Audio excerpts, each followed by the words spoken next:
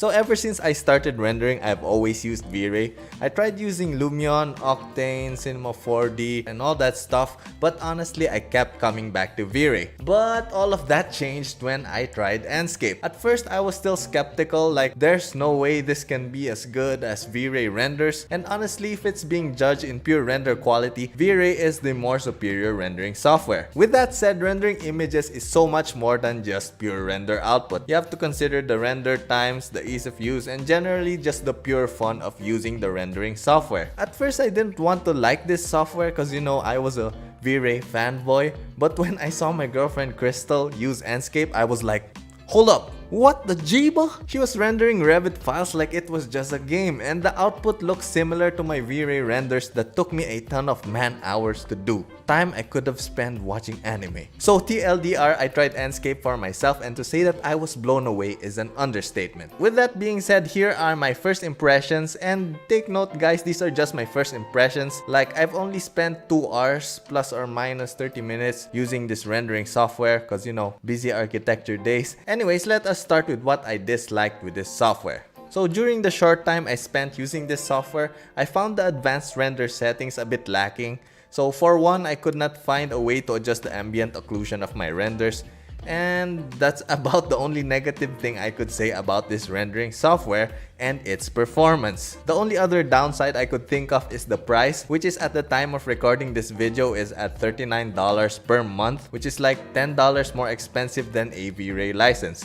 But you know, if you do architectural renderings on a daily basis, that price difference won't even matter because of all the time you will save rendering with this software. Which brings us to the upsides of Enscape. So the first thing I loved about Enscape is how fast it renders images. So this software renders images in real time, meaning as soon as you change something in the model, Enscape instantly renders that image for you. Okay, so let's say you need to change the view. No problem, just rotate it within Enscape and bam, you now have a new view. So this will come in super useful when you are presenting to clients and they ask you to change something. You can now do it live in front of your clients. So you can now watch as they get a seizure from witnessing your amazing architectural wizardry skills. Anywho, another thing I love about Enscape is how simple applying materials are. Okay, so for example, we are going to try to render a glass material. So let us create a panel beside our main model right there. Now all we have to do is take a SketchUp material, for example this pink color A02, apply that onto our model. Now all we have to do is to type in an Enscape keyword. So in this case the keyword is glass, so type in glass space and then enter, and bam, instantly on our Enscape viewport that material is going to turn into a shiny glass-like material. Now in order to refine our material parameters, we have to go into Enscape material settings. So let's click Enscape materials, boom, and then just click on transparency to make this glass material more transparent. So tick that and then add some opacity, and there you go, we now have a transparent pink glass material on our Enscape viewport.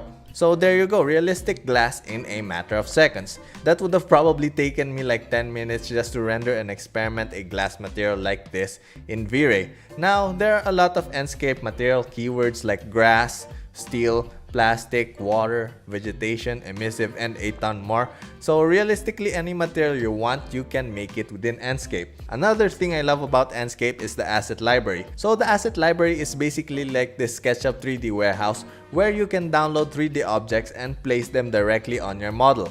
And when you import it, surprise, these 3D objects already have materials applied into them. Take this car for example. Just place that onto there. Boom. You now have a car on your model, just like that. So with the asset library, I could just basically import a car and Bob's your uncle. The car automatically has a wonderfully realistic paint job. Took me literally like 5 seconds to place that in the model. Now, the beauty of these 3D objects taken from Enscape asset library is that they are already proxy models, which means they've been substituted with lower geometry 3D models. So for example, let us import a tree from the asset library. Now, if you look at my SketchUp window right here, the tree just looks like some sort of giant chicken nugget, but in my Enscape render window, the tree actually has some separate leaves on it, and some branches and all that geometry. So that is what proxy substitution is. So this way your computer won't struggle when you're moving and rotating your SketchUp model like so, because there are less faces and edges for your PC to analyze. Anyways, the last thing I love about Enscape is the simplicity of its user interface. Like how simple it is to navigate through your render window like so. It's kinda intuitive if you're a gamer who use WASD keys to move around in your game. It's kinda like that. You use your WASD keys to move, E and Q to fly up and down, and you know, super intuitive. I also love how simple it is to change your render settings.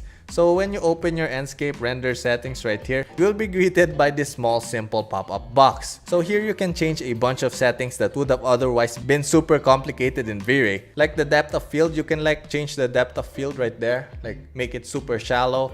And then you can even choose your focal point, like choose the guy as our focal point, and boom, it looks like a picture. So another thing you can do is that you can change the amount of bloom right here, so you can achieve that ethereal render look like that, which is very popular nowadays, by the way. Kinda makes your render look like you got some Vaseline in your eyes and you're staring into the sun or something like that, but you know, whatever floats your boat. Then aside from that, you can also rotate your horizon, which to be honest, I probably spend too much time doing this thing, just playing around, because it just looks freaking cool, man.